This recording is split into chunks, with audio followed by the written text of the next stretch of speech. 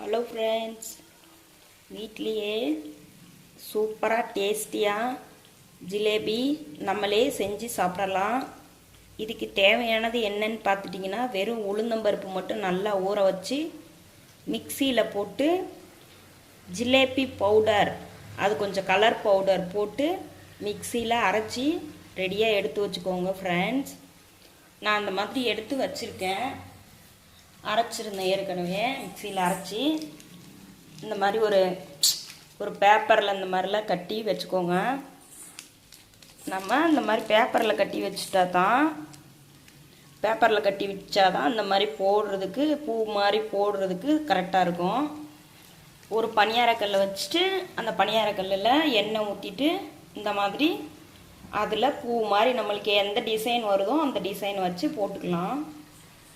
இது ஜீனி பாவு மட்டும்தான் கரெக்டாக காய்ச்சி வைக்கணும்.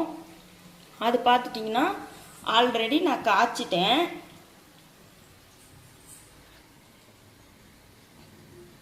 ஊறிடுச்சு பாருங்கள், சூப்பராக செம்ம டேஸ்ட்டாக இருக்குது. ஜீனி பாவு ரெடி பண்ணுறதுக்கு என்ன தேவைன்னா, அதாவது ஒரு 2 டம்ளர் தண்ணி ஊற்றிக்கோங்க. 1/4 கிலோ சர்க்கரையை கொட்டி நல்லா கொதிக்க வைங்க.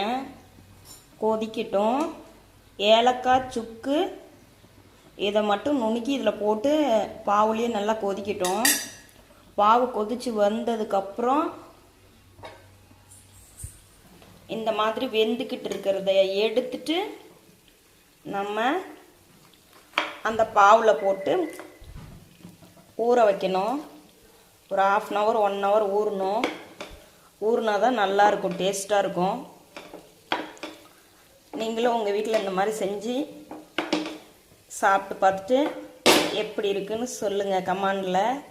என்னோடய வீடியோவை பாருங்கள் ஃப்ரெண்ட்ஸ். நானும் புதுசாக தான் யூடியூப் சேனல் ஆரம்பிச்சிருக்கேன். ஆனால் எனக்கு யூடியூப் எப்படி ரன் பண்ணுங்கிறதே எனக்கு தெரியாது.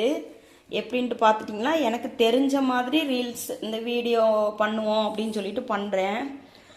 எனக்கு வீடியோ போடணும்னு ஆர்வம் இருக்குது. நான் எனக்கு தெரிஞ்ச விஷயங்கள் ஷேர் பண்ணணும்னு நினைக்கிறேன். அதுக்கு நீங்கள் எனக்கு சப்போர்ட் கொடுக்கணும். என்னோடய வீடியோவை பாருங்கள், பிடிச்சிருந்தா லைக் பண்ணுங்கள். எதுவாக இருந்தாலும் கமெண்ட் பாக்ஸில் கமெண்ட் பண்ணுங்கள் ஃப்ரெண்ட்ஸ். எனக்கு நிறைய சமையல் விஷயங்கள் சூப்பராக செய்வேன், எனக்கு ரொம்ப பிடிக்கும்.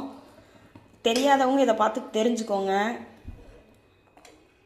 பாய் ஃப்ரெண்ட். எனக்கு என்ன பேசணுன்னு கூட தெரியல, எனக்கு தெரிஞ்சதை பேசியிருக்கேன்.